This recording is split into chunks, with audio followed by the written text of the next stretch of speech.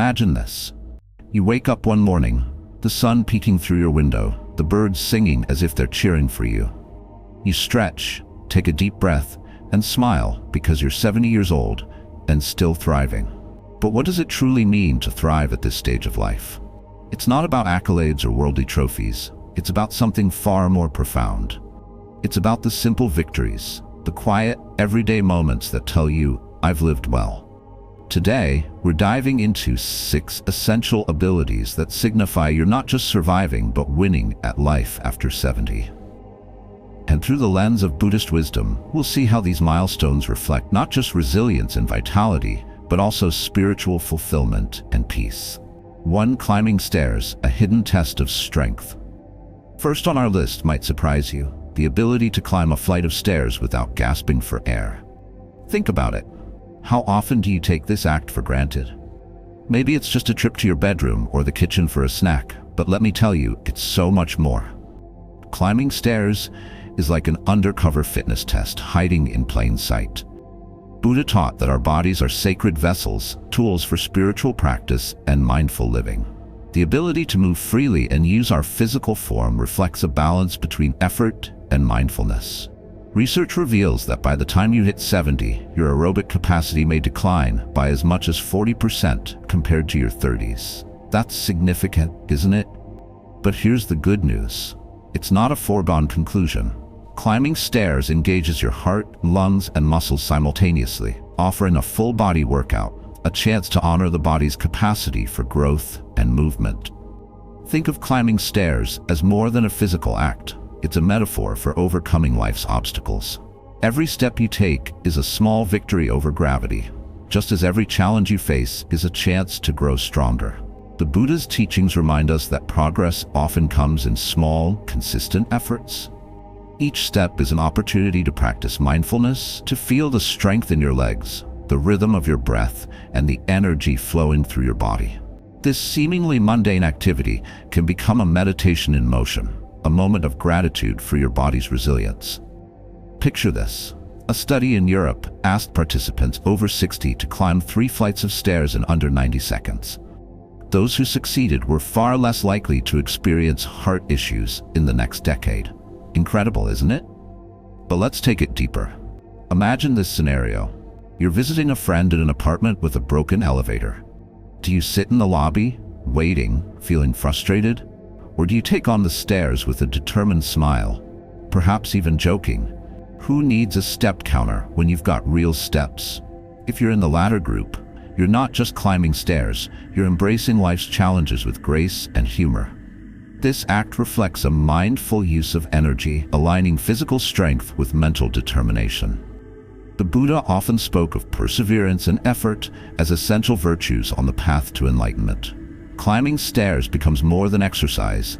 It's a reflection of your inner drive to keep moving forward, one step at a time. Each flight of stairs you conquer is a testament to your willpower, a celebration of your body's capabilities, and a reminder that even in life's simplest actions, there is profound meaning. That's a victory worth celebrating. 2. Memory, the treasure chest of the mind. Now let's talk about something seemingly small but immensely telling. Recalling what you had for lunch yesterday. Yes, that tuna sandwich or bowl of soup is more than just a meal. It's a testament to your mental sharpness. In Buddhism, the mind is often likened to a garden, a place that flourishes with proper care, attention, and mindfulness. Memory, as part of this garden, represents the seeds we plant and nurture through our daily actions. When you recall something as simple as your lunch yesterday, you are not just flexing mental muscles, you are engaging with the beauty of the present and the richness of past moments. Did you know that about 11% of adults over 65 experience some form of memory impairment? That statistic might sound disheartening, but it's not the whole story. The brain, much like the body, thrives on use and engaging it in mindful activities, from reading and solving puzzles to engaging in meaningful conversations, helps keep it sharp and vibrant. Picture this.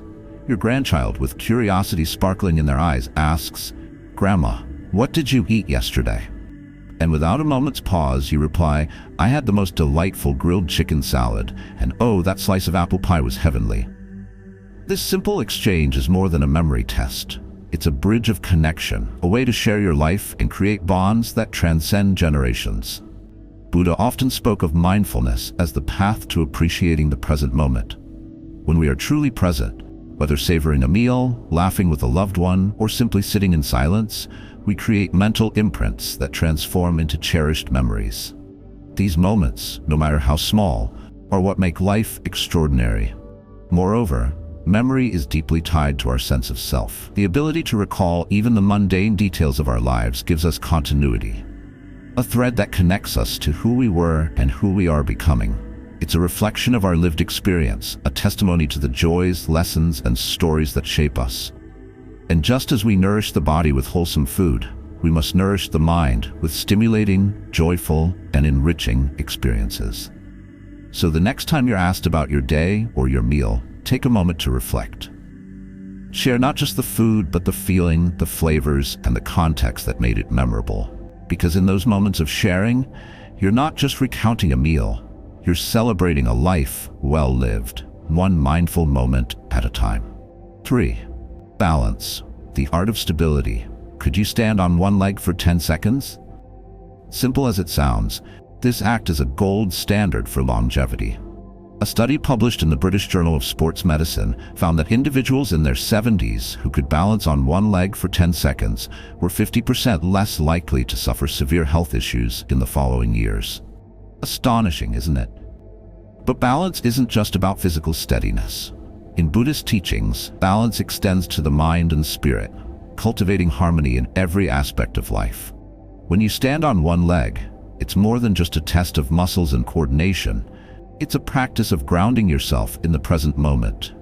Your body engages in a symphony of effort. Muscles contract, your core stabilizes, and your mind focuses intently. It's a reminder of the interconnectedness of body and mind. Imagine this. You're walking through a serene park, the breeze gently brushing your skin. Ahead, you spot someone in their 70s, effortlessly balancing on one leg with a peaceful expression. It's not just a display of physical strength, it's an embodiment of inner equilibrium. The Buddha's middle way teaches us that true stability comes from avoiding extremes and finding the center path.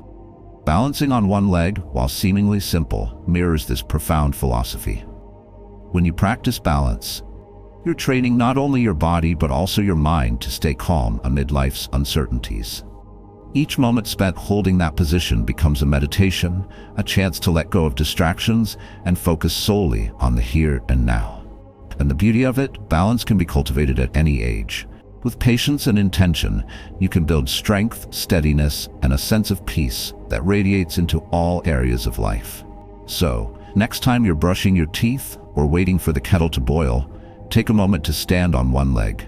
Feel the subtle shifts in your muscles, the quiet determination in your breath, and the clarity of your focus. These small acts of balance, both physical and spiritual, are profound reminders that even the simplest practices can anchor us in a world that often feels unsteady.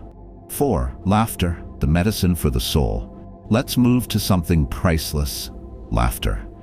The kind that makes your belly shake and your eyes water. If you can still find humor in life's quirks, you're winning emotionally and mentally. Laughter, as Buddha might suggest, is a form of detachment, letting go of life's heaviness and embracing its lightness. Think of laughter as the sunlight breaking through a cloudy sky, momentarily dissolving the weight of life's burdens. It has profound effects on our well-being. Research shows that laughter reduces stress hormones, boosts immune system function, and even increases pain tolerance. Yes, it's that powerful. Reflect for a moment on the times you've laughed until your sides ached, your eyes watered, and the world felt a little brighter. Those moments of deep belly laughter aren't just fleeting joys, they're gifts of renewal. In fact, laughter is your body's natural stress reliever, releasing endorphins that uplift your mood and soothe your soul. But laughter is more than a physical response. It's a spiritual practice of embracing impermanence. Life, as the Buddha taught, is full of change and uncertainty. Yet within this flux lies the beauty of joy. By finding humor in life's imperfections, a clumsy mistake, an unexpected twist, or even a challenging moment, we remind ourselves to release attachment and accept what is. Laughter becomes a bridge to resilience, helping us bounce back from difficulties with grace. Imagine this. You're gathered with friends, sharing old stories that spark laughter so contagious everyone joins in. Or perhaps you catch yourself laughing at a simple mishap, like spilling tea or forgetting where you placed your glasses. These moments, though small, carry profound lessons. They teach us to lighten up, to see life's challenges as part of its charm, and to embrace each day with a smile. In the words of a wise monk, laughter is the sound of the soul dancing. And indeed, it is. Every chuckle, giggle, and guffaw is a step toward emotional freedom, a declaration that joy is not just possible but abundant. So, let laughter fill your days, whether it's shared with loved ones or simply found in the humor of life's little moments. In every laugh, there's a reminder. Life is lighter than we often make it, and joy is always within reach. 5. Connections. The golden threads of life. Now let's talk about connection. Loneliness affects nearly 30% of adults over 70, but those who maintain strong social ties live longer and happier lives. Think of Japan's Okinawa, a place famous for its centenarians. Their secret? Moai, lifelong support groups that nurture social bonds. Connections are much more than casual interactions. They are the threads that weave the fabric of our existence. From a Buddhist perspective, connections embody the principle of interdependence, reminding us that no being exists in isolation. We are all interconnected, like the roots of trees in a vast forest, sharing nutrients, support, and strength. These relationships nourish our emotional and spiritual well-being, grounding us in love and compassion. Imagine this, a phone call with an old friend that stretches on for hours, laughter punctuating every other sentence. Or the warmth of a coffee date where shared stories and smiles become a balm for the soul. These moments are treasures, priceless reminders that human connection is one of life's most profound gifts. In Okinawa, where centenarians flourish, relationships are not just casual ties but lifelong commitments. The practice of moai, gathering in supportive groups, has been credited with fostering both happiness and longevity. These bonds provide not only companionship, but also a safety net, ensuring that no one faces life's challenges alone. But connection is not just about others reaching out to us. It's also about the effort we put into nurturing those bonds. Organizing a book club, sending a thoughtful letter, or simply checking in on a loved one can rekindle the warmth of relationships. And in giving love and attention, we often find ourselves enriched tenfold. From a spiritual lens, every interaction becomes an opportunity to practice loving kindness, or metta.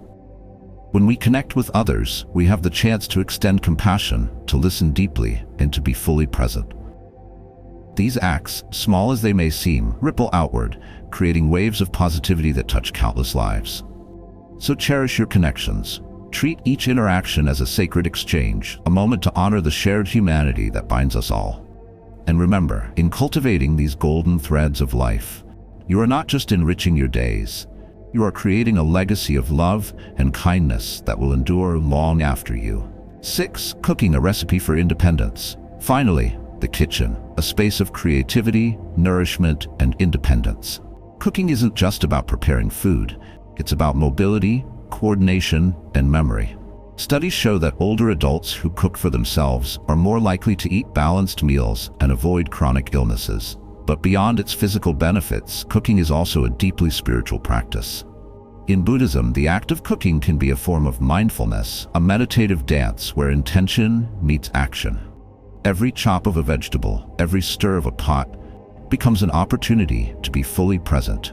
The kitchen transforms into a sanctuary where ingredients are not just combined but honored for their journey to your plate. Think about it. When you prepare a meal, you're engaging in an act of love, both for yourself and for those you share it with. Each recipe tells a story, perhaps one passed down through generations, filled with memories of family gatherings and laughter. This act of creation connects us to our roots and reminds us of the cycles of nature that nourish us. It's not just about eating, it's about appreciating the effort, the process, and the abundance that life provides. Cooking also serves as a testament to independence. The ability to walk into your kitchen, select ingredients, and create something nourishing is a celebration of self-reliance. It's a declaration, I am capable, I am strong, and I am grateful for this moment. Even if you're cooking for one, the act itself becomes a gift, a way to nurture your body and soul. And let's not forget the joy that comes from sharing a meal. Inviting friends or family to your table transforms cooking into an act of connection. It's a way of saying, I care about you, let's share this moment together. From a Buddhist perspective, this is an expression of generosity, one of the foundational virtues that brings happiness and fulfillment. So, the next time you step into your kitchen, pause for a moment, feel the textures of the ingredients, inhale the aromas, and savor the sounds of simmering pots and sizzling pans. Let cooking be more than a task. Let it be a meditation, a celebration, and a reminder of life's simple yet profound pleasures. In every dish, there's a story, a connection, and a reflection of the abundance that surrounds us. Each of these 6 abilities, climbing stairs, recalling yesterday's lunch, balancing on one leg, laughing often, maintaining friendships, and cooking, may seem small in isolation. But together, they paint a picture of someone who is not just living but thriving. At 70, being able to embrace these moments reflects a life well lived. As the Buddha taught, true happiness is found in mindfulness, balance, and connection. So let's celebrate these milestones, big and small. Because winning at life isn't about perfection, it's about savoring the journey. If you can still do these 6 things, take a moment to pat yourself on the back. You're in the Champions League of life.